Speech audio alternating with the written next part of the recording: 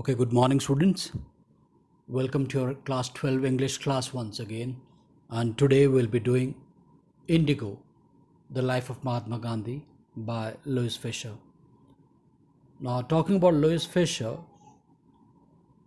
he was an American journalist and he had visited India and visited Mahatma Gandhi ji in particular to write a biography on the life of Mahatma Gandhi. So you can see here, Louis Fisher was born in 1896 to 1970 in Philadelphia, and even worked as an army soldier for the British Army. And he took up journalism and he became a prolific writer. He wrote many books. You can see here, The God That Failed. You'll be reading about that towards the later part of your syllabus. The Soviets of the World Affair, The War in Spain, and many other books which he had written. He was a prolific writer, a world famous writer. And although, like you can see here, even served in the British Army, like I said, for 2 years he was there as a compulsory service, and even he worked as a faculty for the Princeton University, a very eminent university. So this was in 1942 when India was going through that Quit India movement, and India was led by Mahatma Gandhi. So the entire world knew about Mahatma Gandhi, and that is the reason he was visited by Louis Fisher, and he wanted to interview Mahatma Gandhi. So it all started when he visited India, and he had just asked Mahatma Gandhi at Sevagram, how come you joined the Indian national movement? So then Gandhiji narrates his story about what exactly happened and how he happened to join the Indian freedom struggle. So many of us, when we read that, we may think that, Gandhiji is a tiny, small little thing, because he does not seem to be a very, very interesting man at all. But, when you read this chapter, you'll indeed regard him as a hero, and you'll be able to understand that what requires is mental strength, not your physical strength. See, the theme is, battle between the oppressed and the oppressor, okay, and the triumph of campaign against the unjust British. Message, children, it's all about patience, perseverance, and determination.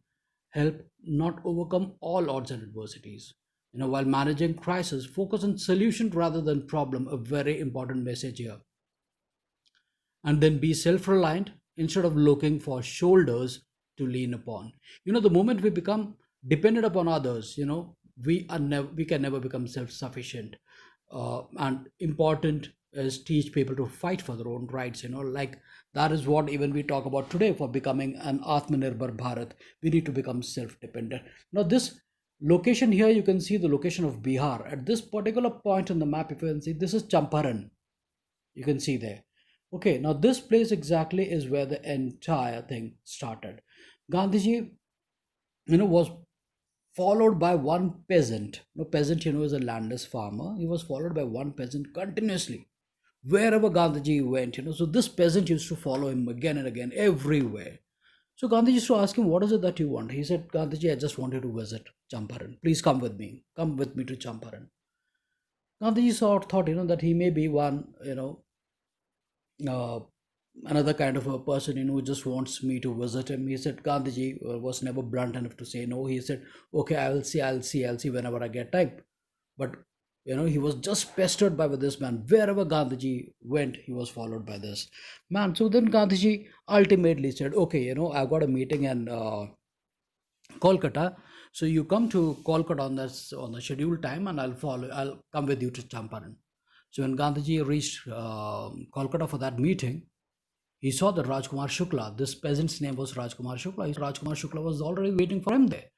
He said, Gandhiji, chalo, let's move. Let's go to Champaran. And Gandhiji had no choice. So Gandhiji went with him to Champaran.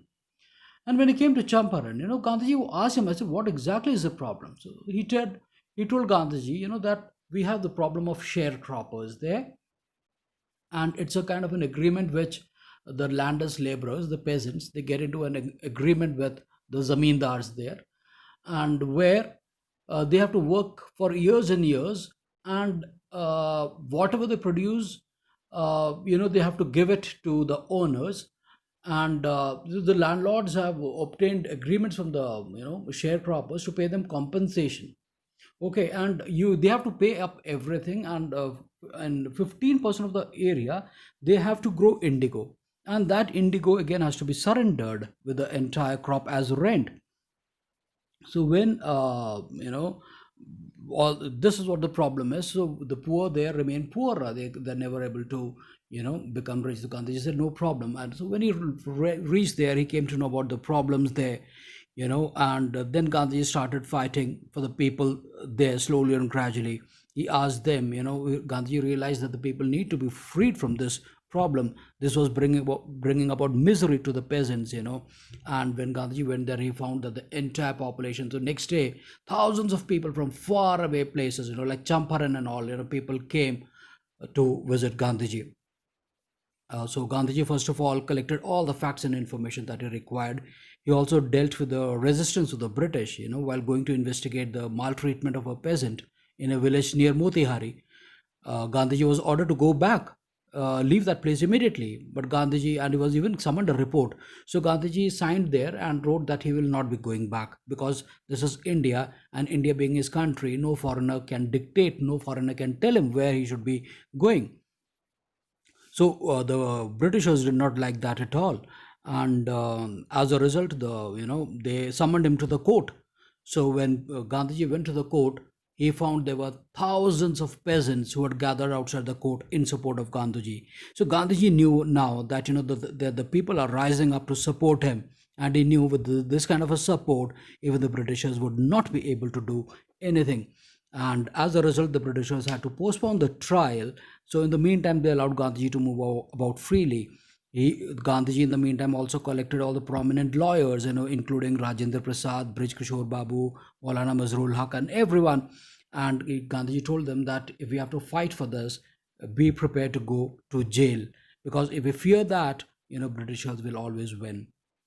So he teamed up with them, and then he even wrote a letter to the lieutenant governor 4 times. Finally they ordered an inquiry into the entire Champaran episode.